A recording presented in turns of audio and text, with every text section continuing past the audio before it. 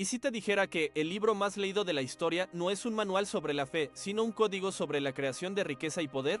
¿Y si los 9 versículos que obsesionan a los millonarios no hablaran de rezos, sino de las leyes inmutables de la psicología humana y la estrategia? La mayoría lo lee buscando consuelo. Una élite silenciosa lo utiliza como un mapa para construir imperios. Estás a punto de entender por qué.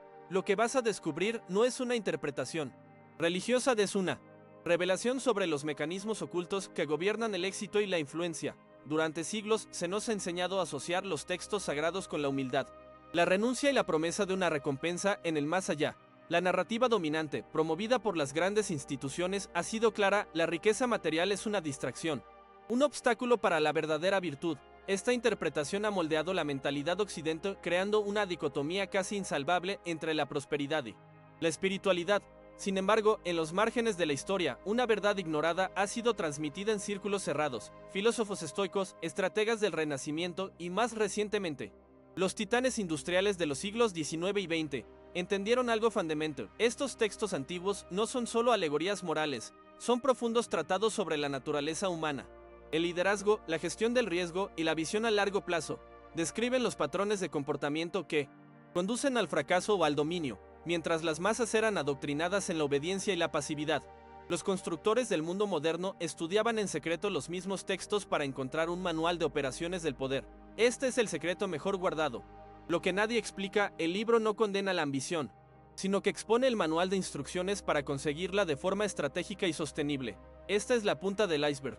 Si estás listo para descifrar el primer versículo del código, suscríbete y activa las notificaciones, porque lo que viene cambiará tu forma de ver el mundo. Imagina la escena: un multimillonario en su lecho de muerte, rodeado no de contables, sino de una única posesión que pide en su último aliento, una vieja Biblia desgastada por el uso. Sus herederos, esperando encontrar la clave de una fortuna oculta, la abren con manos temblorosas. No hay mapas, no hay números de cuentas secretas, solo 9 pasajes sutilmente marcados. El primero de ellos habla de un hombre que construyó su casa sobre la roca, mientras otro, necio, la construyó sobre la arena. La interpretación convencional, la que nos han enseñado, es simple: la fe es la roca, la duda es la arena. Es una lección sobre la devoción espiritual. Pero esta lectura, promovida por el guardián del sistema, es una distracción diseñada para mantenerte dócil. El sabio olvidado. El arquetipo del constructor de imperios no leía sobre fe, leía sobre infraestructura. La roca no es un símbolo de creencia ciega, es un símbolo de fundamentos inamovibles. La arena es la búsqueda de la gratificación instantánea, las modas pasajeras, los atajos que prometen un éxito rápido. El verdadero conocimiento oculto en este primer versículo es una ley de la física social. Todo sistema duradero, ya sea una empresa, una fortuna, una vida con propósito, debe construirse sobre principios sólidos e inmutables. El contexto histórico nos muestra que las grandes civilizaciones no se levantaron sobre la arena de la improvisación. La ingeniería romana, la filosofía griega, las leyes babilónicas, todas eran rocas, eran sistemas de pensamiento y acción diseñados para perdurar. En el ámbito de la psicología humana, este principio es aún más poderoso. Los estudios sobre el autocontrol y la gratificación aplazada, como el famoso experimento de los malvaviscos de Stanford, demuestran científicamente que la capacidad de construir sobre la roca de la disciplina, en lugar de sobre la arena del impulso, es el predicte más fiable del éxito a largo plazo. El conflicto, por tanto, no es entre creer y no creer, es entre construir y desear. La sociedad moderna te bombardea con la promesa de la arena: hazte rico rápido, consigue el cuerpo perfecto en 30 días. Encuentra la felicidad en una aplicación. Es una arquitectura de la ilusión diseñada para que construyas castillos de arena que se derrumban con la primera marea, manteniéndote así en un ciclo perpetuo de necesidad y consumo. La aplicación práctica de esta revelación es devastadora. ¿Sobre qué has construido tu carrera, tus relaciones, tu salud? ¿Sobre la roca de hábitos diarios, aprendizaje constante y valores no negociables, o sobre la arena de las tendencias, las opiniones ajenas y las soluciones fáciles? Cada vez que eliges la comodidad a corto plazo sobre el esfuerzo a largo plazo, estás añadiendo un puñado de arena a tus cimientos, estás programando tu propio colapso. Este primer versículo no es una invitación a rezar, es una orden de ingeniería. Te exige que examines tus cimientos y te pregunta: ¿soportarán la tormenta que inevitablemente vendrá? Porque toda estructura es puesta a prueba. Pero lo que viene ahora no es solo una explicación sobre cimientos, es el plano arquitectónico que se construye sobre ellos. Una ley que separa a los que sueñan de los que materializan. Una vez que los cimientos están asegurados sobre la roca, el segundo versículo, marcado por el millonario, nos introduce en una ley Universal, tan antigua como la propia tierra, la ley de la siembra y la cosecha, de nuevo. La interpretación superficial nos habla de buenas acciones y recompensas divinas, siembra bondad y cosecharás bondad, es una visión reconfortante, pero incompleta, es la versión que el guardián del sistema quiere que conozcas porque te mantiene en un estado de espera pasiva, confiando en que una fuerza externa te entregue tu cosecha. El sabio olvidado, sin embargo, veía este versículo no como una promesa, sino como un manual de agricultura estratégica. La verdad ignorada es que la siembra y la cosecha es el algoritmo fundamental de la creación de valor, no es un acto moral. Es un proceso físico y económico. El contexto histórico es abrumador. Las primeras civilizaciones no nacieron de la caza y la recolección, sino del momento en que el ser humano comprendió que podía invertir una semilla hoy para obtener un retorno multiplicado mañana. Este fue el nacimiento de la economía, de la planificación a largo plazo, del concepto mismo de futuro. Filósofos como Hesíodo, en su obra Los trabajos y los días, ya describían esta ley no como un milagro, sino como un trabajo arduo. Una ciencia que requería entender los ciclos, el terreno y el momento preciso. El conflicto que este paradigma desvela es profundo. Vivimos en la era de la cosecha instantánea. Queremos el fruto sin haber plantado el árbol. Queremos la riqueza sin haber invertido el capital. Queremos el conocimiento sin haber dedicado las horas de estudio. La psicología humana moderna, moldeada por la tecnología y el marketing, ha sido reprogramada para rechazar el proceso de siembra. La paciencia se ha convertido en un vicio, no en una virtud. Este es el secreto: los constructores de imperios operan en un marco temporal diferente. Mientras la mayoría piensa en días o semanas, ellos piensan en décadas. Siembran relaciones, conocimientos y capital sabiendo que la cosecha no será inmediata, pero será exponencial. Las pruebas de este principio no son teológicas, son empíricas. Observa el mundo de las finanzas. El interés compuesto, calificado por Einstein como la octava maravilla del mundo, no es más que la ley de la siembra y la cosecha aplicada al dinero.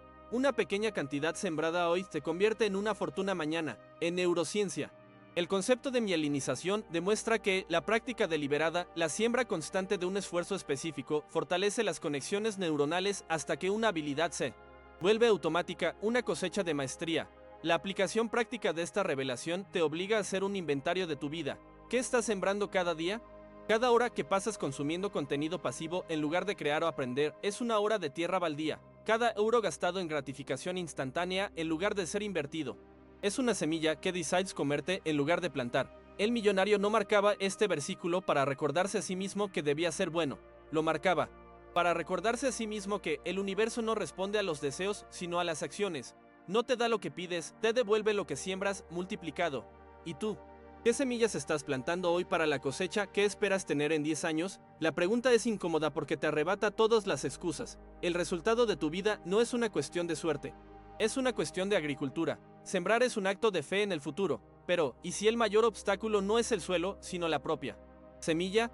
El siguiente secreto trata sobre el potencial que ya posees y que has sido condicionado a ignorar.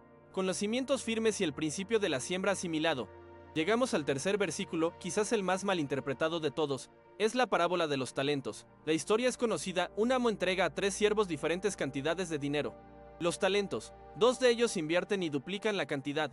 El tercero, por miedo, entierra su talento y no produce nada. La lectura tradicional es una advertencia contra la pereza y una llamada a usar los dones que Dios nos ha dado. Pero esta interpretación es una simplificación que oculta un mecanismo psicológico mucho más profundo y perturbador. El sabio olvidado no leía una historia sobre siervos y un amo celestial. Leía un tratado sobre la gestión de activos y la psicología del riesgo. El conocimiento oculto aquí es que los talentos no son habilidades innatas o dones divinos, son cualquier recurso que posees: tu tiempo, tu energía, tu conocimiento, tu dinero, tus relaciones. Y la ley universal que este versículo expone es que todo recurso que no se invierte para crecer se atrofia y muere. La entropía, una ley fundamental de la física, garantiza que cualquier sistema cerrado y estático tiende al desorden y al colapso. Enterrar tu talento no es un acto neutral, es un acto de destrucción lenta. El contexto histórico y filosófico es fascinante. En la Florencia del Renacimiento, las grandes familias como los Medici no se hicieron poderosas simplemente por tener dinero, sino por entender que el capital debía fluir, invertirse en arte, en ciencia, en expediciones. Comprendieron que el dinero estancado, el talento enterrado, pierde su valor. Filósofos como Nietzsche hablarían más tarde de la voluntad de poder, no como una dominación sobre otros, sino como el impulso inherente de toda fuerza vital por crecer, expandirse y expresarse al máximo. Enterrar el talento es, en esencia, un acto contra la propia vida. El conflicto central que esta revelación destapa es la guerra contra nuestro propio miedo. ¿Por qué el tercer siervo enterró el talento? El texto es explícito: tuve miedo. Este es el antagonista invisible, el miedo al fracaso, el miedo a la pérdida, el miedo a la responsabilidad que conlleva el crecimiento. El guardián del sistema fomenta este miedo, nos enseña a buscar la seguridad por encima de todo. No arriesgues, conserva lo que tienes. Más vale pájaro en mano que ciento volando. Son los mantras de la mediocridad, diseñados para que enterremos nuestros talentos y nunca desafiemos el statu quo. La aplicación práctica es un espejo bruto. ¿Cuántos talentos tienes enterrados en el jardín de tu miedo? El libro que nunca escribiste, la empresa que nunca fundaste, la inversión que nunca hiciste, la conversación difícil que nunca tuviste. Cada una de esas omisiones no fue un acto de prudencia, fue un acto de rendición ante el miedo. Estás actuando como el tercer siervo, y el resultado será el mismo, se te quitará incluso lo poco que tienes. El millonario marcaba este versículo no como un recordatorio de sus habilidades, sino como una vacuna diaria contra el miedo. Era un mandato para la acción, para la inversión constante de todos sus recursos. Entendía que el mayor riesgo no es intentar y fallar, sino no intentar en absoluto. La pregunta que debes hacerte no es qué pasa si fracaso, sino qué pasa si tengo éxito. ¿Estás preparado para la responsabilidad de multiplicar lo que se te ha dado? La mente ya está preparada. Los cimientos, la siembra y la multiplicación son los pilares de la psicología del creador. Pero el código ahora cambia de la realidad interna a la acción externa. Estamos entrando en la segunda fase, la estrategia del Constructor. Hemos trascendido la preparación mental, ahora entramos en el dominio de la ejecución. El mundo tangible de la estrategia. El cuarto versículo marcado en la Biblia del millonario es uno que a menudo se cita para justificar la jerarquía y la obediencia. La historia del centurión que le dice a Jesús que no necesita ir a su casa, que con solo dar una orden, su siervo sanará. Porque yo también soy hombre bajo autoridad y tengo soldados bajo mis órdenes, y digo a este, ve y va, y al otro, ven y viene, y a mi siervo, haz esto. Y lo hace. La lectura convencional se centra en la fe del centurión, pero el sabio olvidado ignoraba la teología y se centraba en la estructura de poder que el centurión describe. Este versículo no es sobre la fe, es una clase magistral sobre liderazgo, delegación y la creación de sistemas eficientes. Es la esencia de la escalabilidad. El conocimiento oculto es que nadie construye un imperio solo. El mito del genio solitario es una falacia romántica. La verdadera grandeza se encuentra en la capacidad de construir un sistema en el que tu voluntad se ejecuta a través de otros, no por la fuerza, sino por una estructura de autoridad y confianza claras. El contexto histórico es el de los grandes imperios. El imperio romano no se expandió porque el César luchara en todas las batallas, se expandió porque creó una estructura de mando. Las legiones, donde las órdenes fluían de manera eficiente desde el centro hasta la frontera más lejana. En el mundo empresarial, figuras como Henry Ford no construyeron su fortuna fabricando coches con sus propias manos, la construyeron diseñando una línea de montaje, un sistema donde cada persona ejecutaba una tarea específica de manera predecible y fiable. Lo que el centurión describe es la anatomía del apalancamiento. El conflicto que este paradigma revela es la lucha entre el ego del hacedor y la inteligencia del arquitecto. Muchos emprendedores y profesionales talentosos fracasan porque caen en la trampa de si quieres que algo se haga bien, hazlo tú mismo. Este es el pensamiento del soldado, no del general. Te condena a un crecimiento limitado por tu propio tiempo y energía. El verdadero poder no reside en hacer el trabajo, sino en construir la máquina que hace el trabajo. El antagonista invisible aquí es la desconfianza y la necesidad de control. Delegar requiere confianza. Construir un sistema requiere renunciar al control directo de cada detalle. El miedo a que otros no lo hagan tan bien como tú es lo que te mantiene pequeño.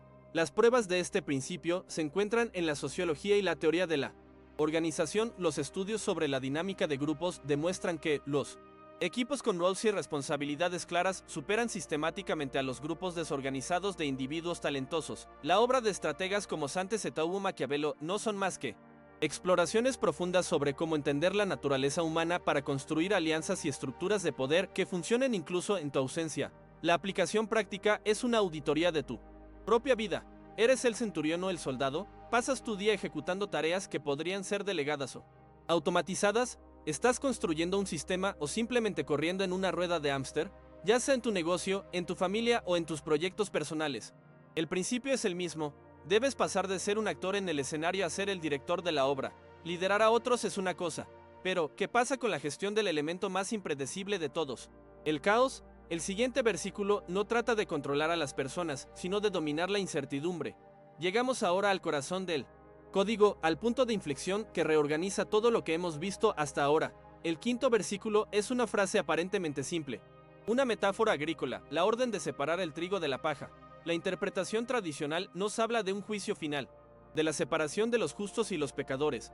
Es una narrativa de recompensa y castigo externos, pero esta lectura, una vez más, nos mantiene en un rol pasivo, esperando que alguien más haga la separación por nosotros. Aquí es donde ocurre la gran revelación. El momento en que los fragmentos del mapa se unen para mostrar una imagen completa. El millonario no marcaba este versículo por su significado escatológico, lo marcaba porque representa el principio activo de la estrategia, el discernimiento. Separar el trigo de la paja es la tarea fundamental de cualquier creador, estratega o líder. Es la capacidad de distinguir lo esencial de lo trivial, la señal del ruido, la oportunidad de la distracción. Y esta revelación es la que reestructura todo el código. Los 9 versículos no son 9 consejos aislados, son un sistema interconectado, un algoritmo de 3 fases. Y este es el secreto que lo une todo. La primera fase, que ya hemos cubierto, es la psicología del creador. Construir sobre roca, la ley de la siembra y la cosecha, y la multiplicación de los talentos. Estos son los 3 pilares que forjan la mentalidad, el sistema operativo interno necesario para siquiera empezar el juego. Sin esta base psicológica, cualquier estrategia está condenada al fracaso. Es el trabajo interior. La segunda fase en la que acabamos de entrar es la estrategia del Constructor. El liderazgo del centurión y esta ley de separar el trigo de la paja son sus cimientos. Esta fase trata de la acción en el mundo real. Es la aplicación de la mentalidad forjada en la primera fase para tomar decisiones, asignar recursos y navegar por la complejidad del entorno. Es el trabajo exterior. La tercera y última fase, que aún está por revelarse, es las leyes de la multiplicación. Esta fase trata sobre la trascendencia, sobre cómo convertir el éxito en un legado, cómo hacer que el sistema que has creado perdure más allá de ti. Es el trabajo eterno. Este es el paradigma completo. El secreto no es atraer dinero o poder, es convertirte en la clase de persona que inevitablemente los genera como un subproducto de operar según este sistema de 3 fases. Esta revelación lo cambia todo. Tus fracasos pasados ya no parecen mala suerte o falta de esfuerzo. Comprendes que estabas intentando aplicar estrategias de la fase 2 sin haber construido la psicología de la fase 1. O quizás estabas atrapado en la fase 1, acumulando conocimiento sin nunca pasar a la acción. El conflicto ya no es contra el mundo, es contra tu propia ignorancia de este sistema. La aplicación práctica de este punto de inflexión es inmediata. La culpa se transforma en claridad. El miedo se convierte en un indicador de que estás a punto de pasar de una fase a otra. Dejas de buscar la única cosa que te dará el éxito y empiezas a ver el éxito como el resultado de un proceso holístico. Separar el trigo de la paja ahora adquiere un nuevo significado. Es tu deber diario discernir en qué fase del proceso estás y qué acción es la esencial en este momento. ¿Necesitas fortalecer tu psicología, ejecutar una estrategia o pensar en tu legado? Ahora que ves el sistema, los versículos restantes caerán en su lugar como las piezas de un mecanismo de relojería. El siguiente es la clave para navegar el caos inevitable que surge cuando empiezas a construir algo de valor.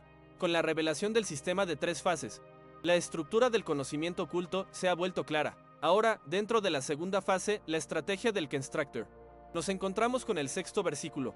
Este pasaje describe una barca en medio de una violenta tormenta. Los ocupantes, aterrorizados, creen que van a perecer. La interpretación común se enfoca en el milagro que calma la tempestad, un símbolo de que la fe puede superar cualquier adversidad.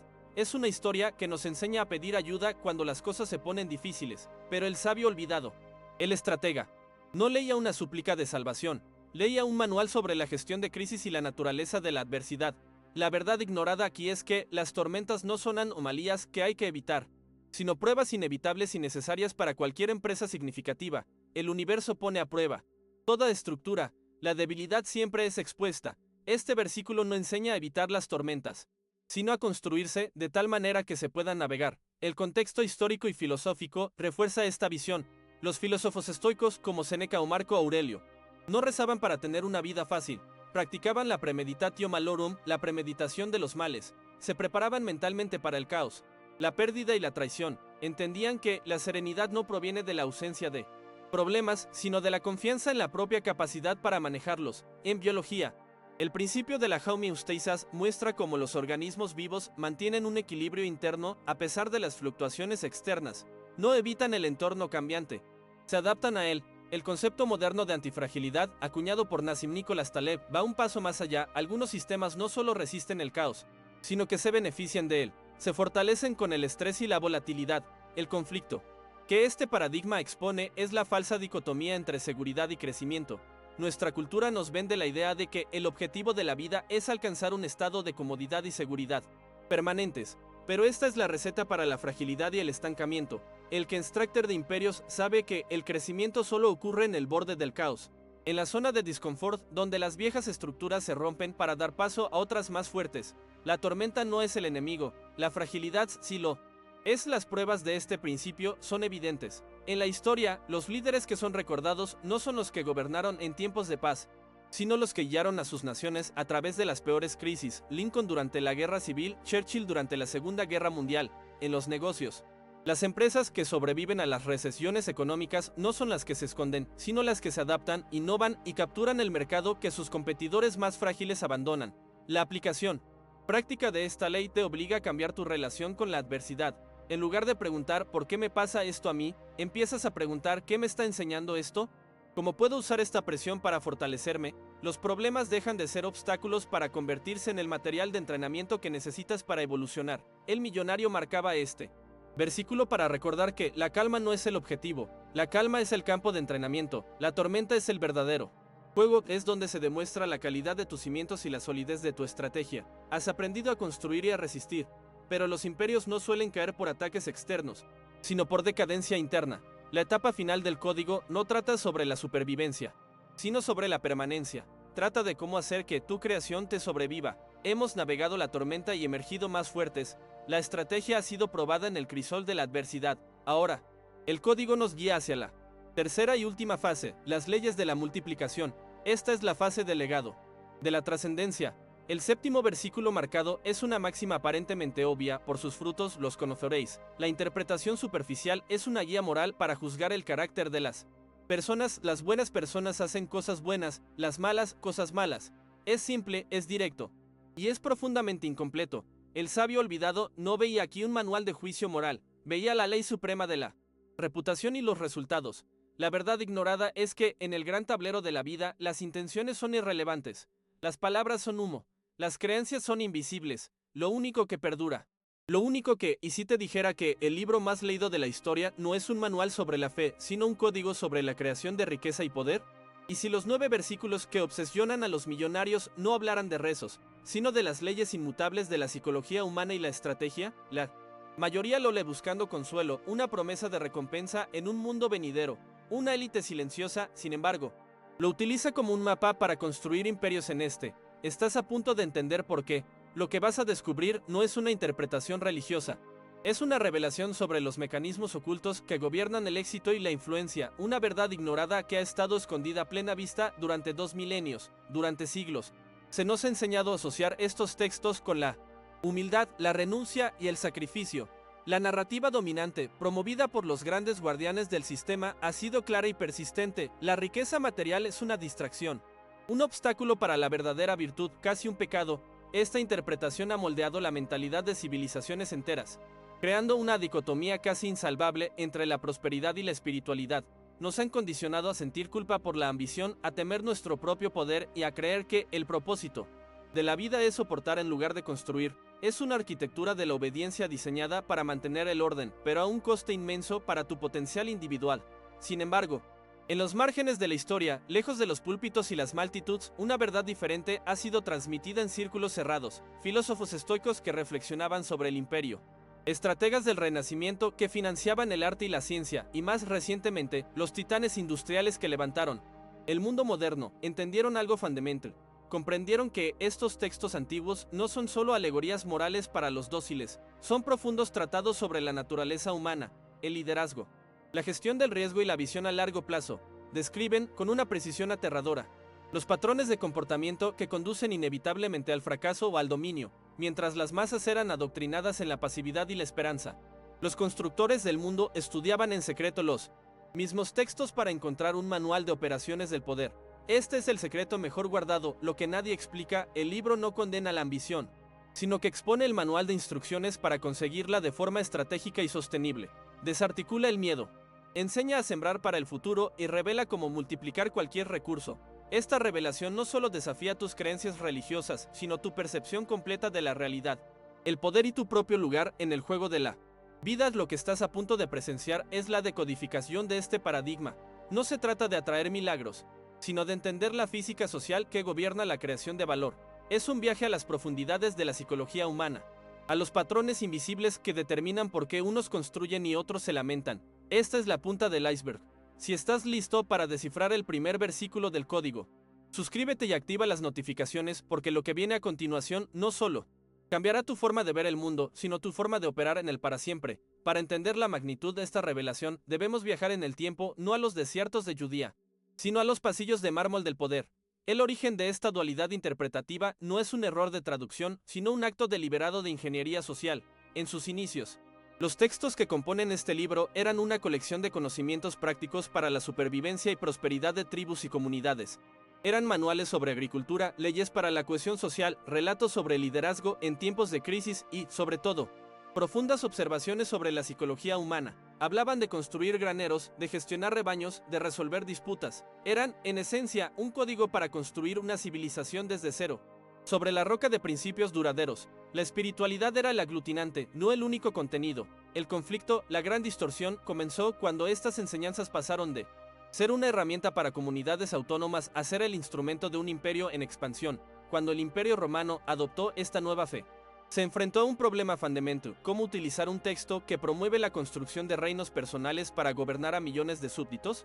La solución fue una obra maestra de la manipulación psicológica. El guardián del sistema, en su forma imperial, necesitaba una población que fuera productiva pero dócil, esperanzada pero no ambiciosa, obediente y, sobre todo, que pospusiera sus anhelos de poder y recompensa para una vida después de la muerte.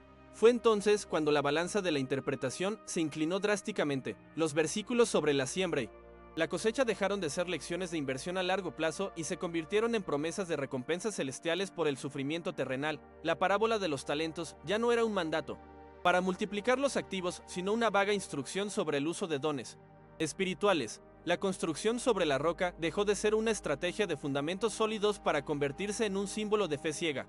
El conocimiento práctico y empoderador fue cubierto por un velo de misticismo y moralidad pasiva. ¿Cómo se controla a millones de personas sin usar ejércitos? Se controla la historia que se cuentan a sí mismas sobre su propio potencial. Se les enseña que la ambición es un pecado y que la pobreza es una virtud, asegurando así que nunca desafiarán la estructura de poder que se beneficia de su estancamiento. Mientras esta narrativa se cimentaba en la conciencia colectiva a través del arte, la arquitectura y la educación controlada, una corriente subterránea de conocimiento persistía. El sabio olvidado, el arquetipo del constructor, nunca dejó de existir. Durante el Renacimiento, mientras los artistas pintaban escenas de humildad para las iglesias, sus mecenas, las familias de banqueros como los Medici, leían los mismos textos y veían en ellos un manual para la gestión del riesgo, la creación de redes de influencia y la inversión en innovación. Durante la Revolución Industrial, titanes como Rockefeller citaban las escrituras en público para proyectar una imagen de piedad, pero en privado aplicaban sus principios de delegación, visión a largo plazo y multiplicación de recursos con una precisión implacable. Dejaron pistas sutiles, frases en sus diarios, acciones que contradecían la narrativa pública, pequeños guiños para aquellos que tuvieran ojos para ver el código detrás de las palabras. Este conflicto se ha perpetuado hasta nuestros días, de formas más sutiles pero igualmente poderosas. El guardián del sistema moderno ya no viste túnicas, sino trajes caros. Son las instituciones financieras que te venden deuda en lugar de enseñarte a invertir. Son los medios de comunicación que celebran la fama instantánea y vacía, la casa construida sobre la arena de la viralidad, mientras ignoran las historias de construcción lenta y deliberada. Es el sistema educativo que te prepara para ser un empleado obediente, un siervo en el sistema del centurión, en lugar de enseñarte a ser el centurión mismo, el antagonista invisible. El condicionamiento mental es más fuerte que nunca, susurrándote que no eres suficiente, que el éxito es para otros, que buscar la riqueza te corromperá. Así, la humanidad ha vivido durante siglos con dos versiones del mismo libro.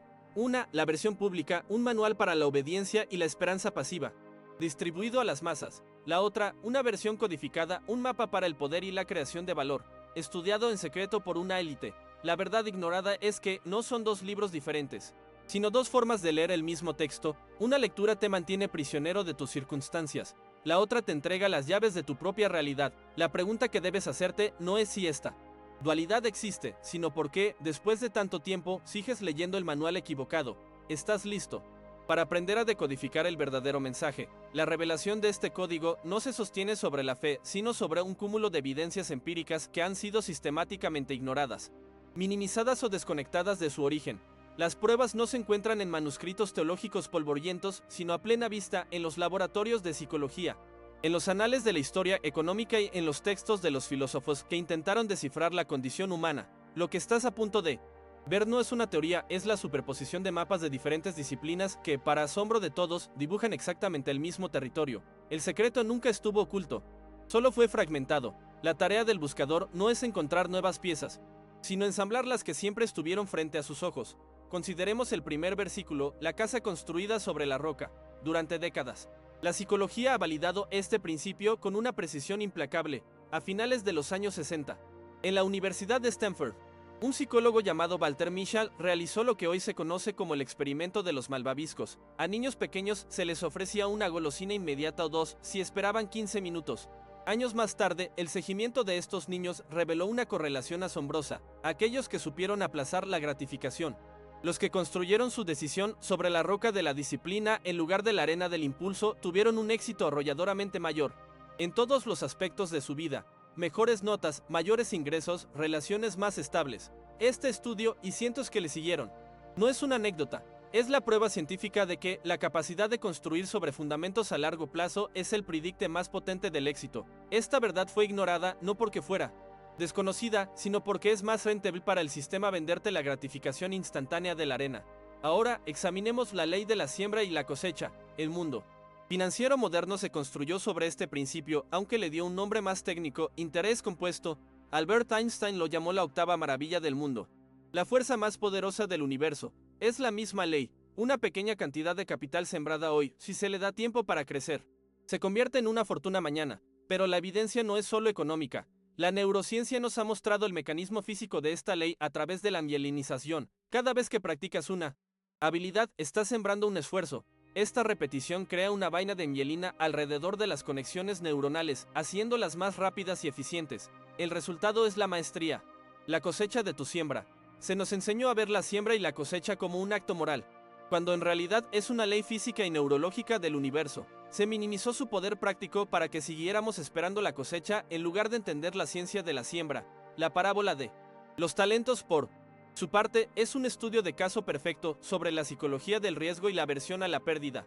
Un concepto que le valió un premio Nobel a psicólogos como Daniel Kahneman. El tercer siervo no enterró su talento por pereza, sino por miedo. La moderna psicología del comportamiento ha puesto un nombre científico a esta parálisis: la aversión a la pérdida. El dolor de perder algo es psicológicamente 2 veces más poderoso que el placer de ganar una cantidad equivalente. El sistema nos educa en esta versión: no arriesgues, conserva tu empleo seguro. Es la programación del tercer siervo. Filósofos como Friedrich Nietzsche describieron el impulso contrario, la voluntad de poder, no como dominación, sino como el instinto fundamental de la vida por crecer, expandirse y superar sus propios límites. Enterrar el talento es un acto antinatural, una traición a ese impulso vital, validado tanto por la filosofía existencial como por la psicología cognitiva. ¿Y qué hay del liderazgo del centurión, de la creación de sistemas que operan bajo tu voluntad? No necesitamos buscar más allá de la historia de la revolución industrial. Henry Ford no se hizo rico apretando tuercas, se hizo rico diseñando la línea de montaje, un sistema donde su visión se ejecutaba a través de miles de personas de forma predecible y escalable. Es la encarnación exacta del principio del centurión. Los textos de estrategia militar, desde el arte de la guerra de Saint-Exupéry hasta los manuales del ejército romano, se basan en este mismo concepto. La victoria no la consigue el soldado más fuerte, sino la estructura de mando más eficiente. Se nos ha vendido el mito del genio solitario porque es una historia inspiradora pero inofensiva. La verdad sobre el poder sistémico, la capacidad de multiplicar tu impacto a través de otros, es una verdad que el sistema prefiere reservarse para sí mismo. ¿Por qué, entonces, esta conexión ha permanecido en la sombra durante tanto tiempo? La respuesta es la más simple y la más inquietante. El conocimiento no fue destruido, fue recontextualizado. Imagina que tienes una fórmula química capaz de generar una energía inmensa. Si quieres controlar a la población, no quemas la fórmula, la enmarcas, la pones en un altar y dices que es un poema sobre la belleza del sol. La gente la admirará, la recitará, pero nunca construirá un reactor. Eso es exactamente lo que ocurrió. Los principios de la psicología del éxito, la física de la creación de valor y la estrategia de liderazgo fueron despojados de su aplicación práctica y envueltos en una capa de alegoría moral y promesa escatológica. El guardián del sistema se aseguró de que leyeras la letra de la canción, pero nunca escucharas la música. Las piezas del puzzle, por tanto, no estaban en un cofre cerrado, sino esparcidas por todo el museo de la cultura humana. La psicología validó la mentalidad, la economía demostró la estrategia de inversión, la historia registró los resultados de quienes aplicaron los sistemas, y la filosofía nos dio el lenguaje para entender la lucha interna contra el miedo. Cada disciplina, sin saberlo, estaba redescubriendo un fragmento del código original. Lo que estamos haciendo aquí, ahora, es reunir esos fragmentos por primera vez, retirando el velo de la interpretación dogmática para revelar la maquinaria funcional que yace debajo. La sensación que tienes ahora, esa mezcla de asombro y una extraña familiaridad, es el eco de un conocimiento que de alguna manera siempre supiste que estaba ahí. Ahora no solo lo sientes, ahora lo entiendes. Y eso lo cambia todo.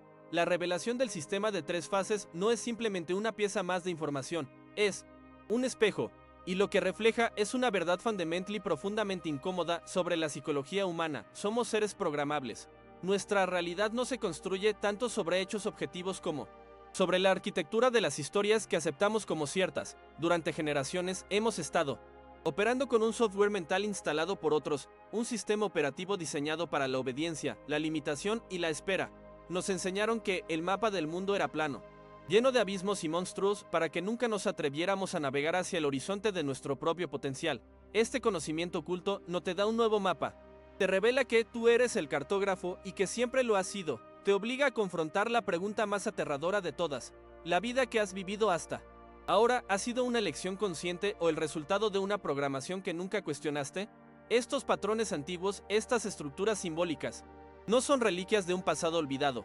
Están vivos, respirando a través de las venas de nuestra sociedad moderna. Aunque con máscaras diferentes, el guardián del sistema ya no necesita dogmas religiosos para mantenerte construyendo sobre la arena. Ahora tiene herramientas mucho más sofisticadas. Es el flujo incesante de las redes sociales que te vende la gratificación instantánea, la cosecha sin siembra, la fama sin mérito. Es la cultura del consumismo que te convence de enterrar tus talentos, tu dinero y tu tiempo en placeres efímeros en lugar de invertirlos en activos que crezcan. Es el ciclo de noticias de 24 horas que fomenta el miedo, la tormenta perpetua, para que nunca te sientas lo suficientemente seguro como para empezar a construir tu propio barco. El mecanismo es el mismo: mantenerte distraído, temeroso y enfocado en el corto plazo para que nunca acumules el poder personal necesario para desafiar el statu quo. La aplicación de esta revelación en tu vida no es una metáfora, es la auditoría más brutal, la que jamás te someterás. Cada decisión que tomas, desde lo que comes para desayunar hasta la carrera que eliges, es un voto por la roca o por la arena. Cada euro que gastas es una semilla que plantas o una semilla que consumes. Cada relación que mantienes está siendo construida sobre los cimientos de la creación de valor mutuo o sobre la arena movediza de la necesidad y la dependencia. Tu identidad misma se pone en tela de juicio. ¿Eres la suma de tus miedos y condicionamientos, el siervo obediente de la parábola, o eres el arquitecto, el centurión, el sembrador? Este conocimiento te arranca de la cómoda posición de víctima de las circunstancias. Ya no puedes culpar a la economía, a tu educación o a tu pasado. El código demuestra que las herramientas siempre han estado disponibles, ocultas a plena vista. La única variable, la única que siempre ha importado, eres tú. Y es aquí donde la tensión emocional comienza a crecer, convirtiéndose en un nudo en la garganta. Porque la ignorancia era un refugio. La ignorancia te permitía soñar con que un día, mágicamente, las cosas cambiarían. Pero la conciencia te roba esa ilusión. Ahora sabes, ahora entiendes el paradigma. El peso de este conocimiento es inmenso. Porque cada momento de inacción a partir de ahora es una elección deliberada. Cada vez que procrastinas, que cedes al miedo, que eliges la comodidad, ya no es por desconocimiento, es un acto de traición a tu propio potencial revelado. El universo no responde a lo que sabes, sino a lo que haces con lo que sabes. Y el miedo que sientes ahora no es el miedo a lo desconocido, es el miedo, mucho más profundo, a no estar a la altura de la persona que ahora sabes que podrías llegar a ser. Tu visión del mundo se fractura para siempre. Ya no puedes ver una noticia, una campaña publicitaria o una conversación política sin ver el código subyacente. Empiezas a discernir quién está operando desde la mentalidad del creador y quién está atrapado en la programación del consumidor. Ves la siembra y la cosecha en los mercados financieros, la construcción sobre roca en las familias que perduran, y los talentos enterrados en los ojos de amigos y colegas que renunciaron a sus sueños por una falsa seguridad. Es una percepción que te aísla porque empiezas a Hablar un idioma que la mayoría a tu alrededor no pueden y quiere entender. Esto es lo que nadie explica sobre el verdadero conocimiento, te da el poder de construir tu propio mundo. Pero a menudo te obliga a hacerlo solo. Al menos al principio, te conviertes en un extraño en una realidad que antes llamabas hogar. Has asimilado la psicología del creador. Has comprendido la necesidad de cimientos, la ley de la inversión y el imperativo de multiplicar tus recursos. Has aceptado la responsabilidad de ser el centurión de tu propia vida. Has forjado tu mente en el fuego de esta revelación.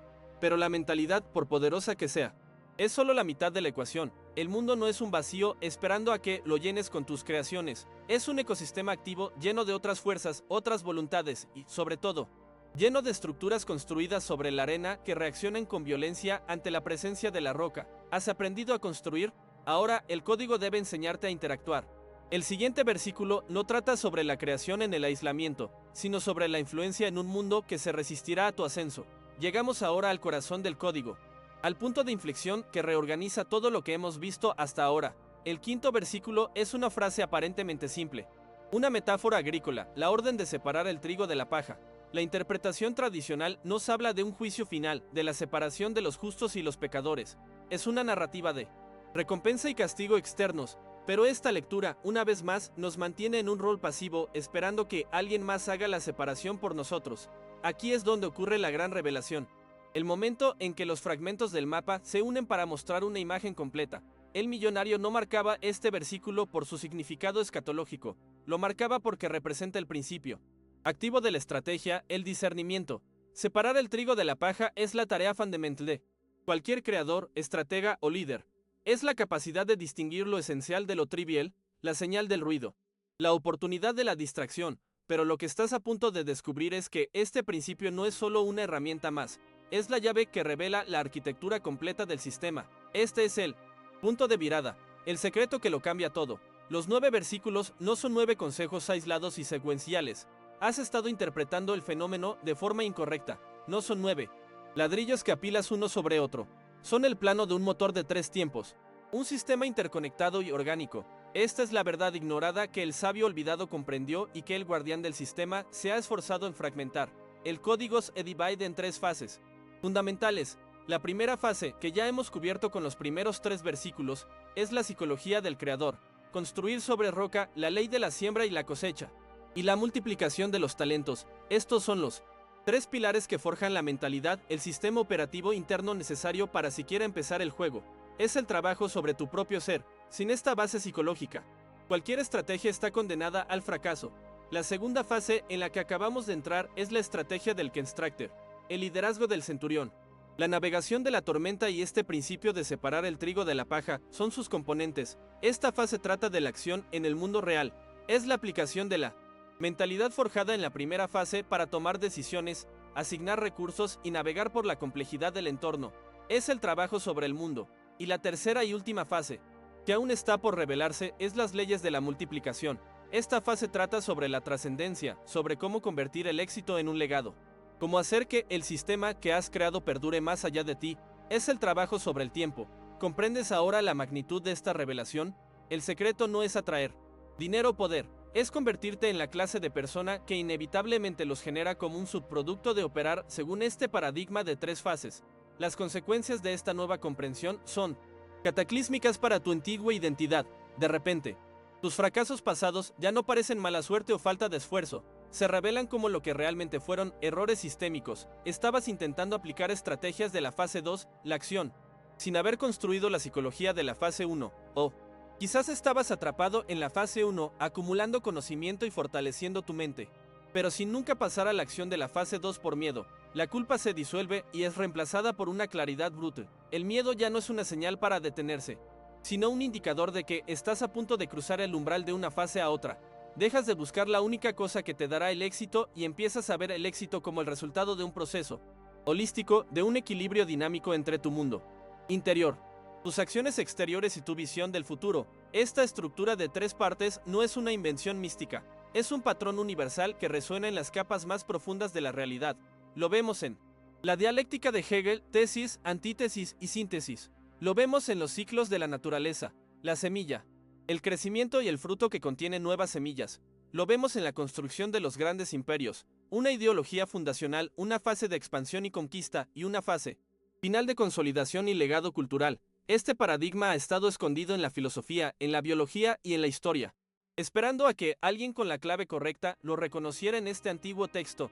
El millonario no descubrió nada nuevo, simplemente conectó los puntos que todos los demás se negaban a ver, uniendo la psicología humana con las leyes universales de la creación.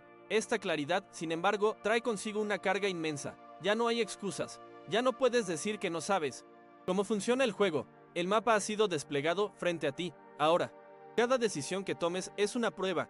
Separar el trigo de la paja adquiere un nuevo y poderoso significado. Es tu deber diario discernir en qué fase del proceso estás y qué acción es la esencial en este momento. Necesitas fortalecer tu psicología, ejecutar una estrategia o pensar en tu legado. La inacción, a partir de este momento, ya no es pasividad, es una renuncia consciente. Es mirar el plano de tu propio imperio y decidir deliberadamente no construirlo. La comodidad de la ignorancia se ha desvanecido para siempre, reemplazada por la abrumadora responsabilidad del conocimiento. Has sido iniciado en el conocimiento oculto. Has visto la maquinaria que opera detrás del velo de la realidad.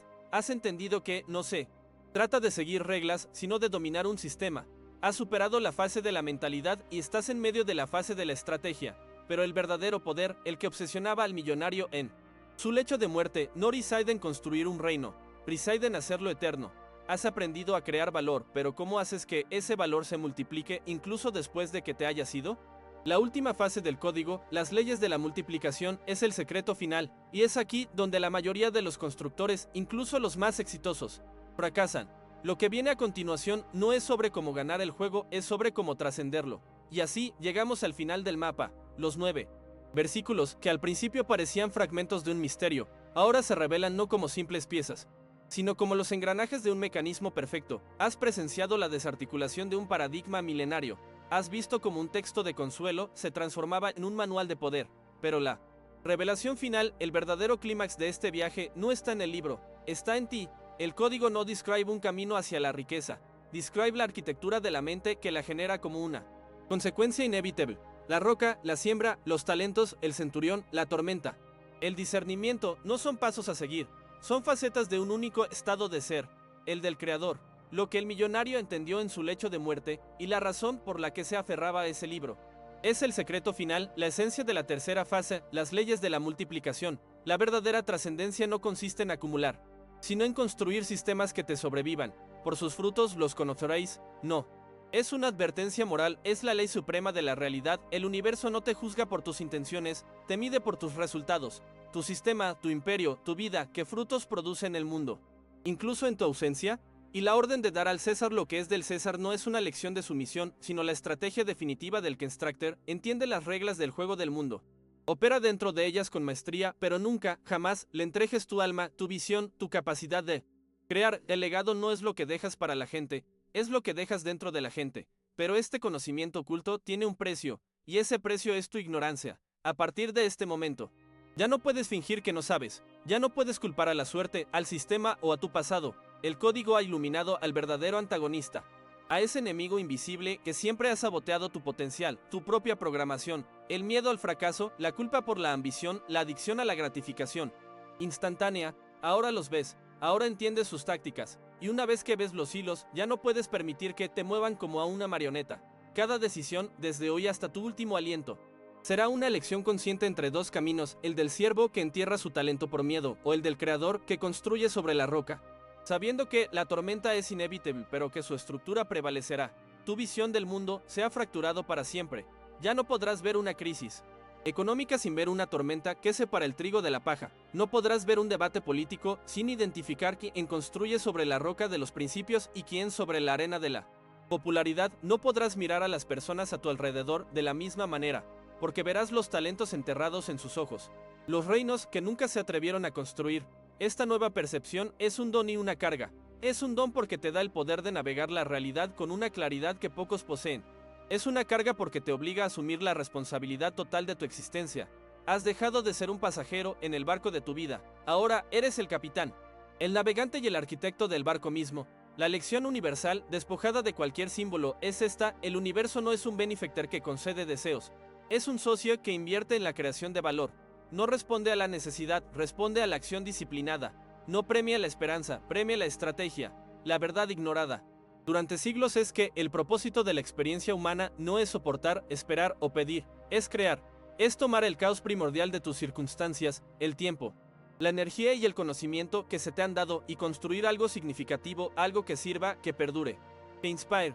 Este es el juego, y estas han sido sus reglas ocultas. Has pasado de la oscuridad del misterio a la abrumadora luz de la revelación, el mapa ha sido desplegado, las leyes han sido expuestas, el poder que buscabas.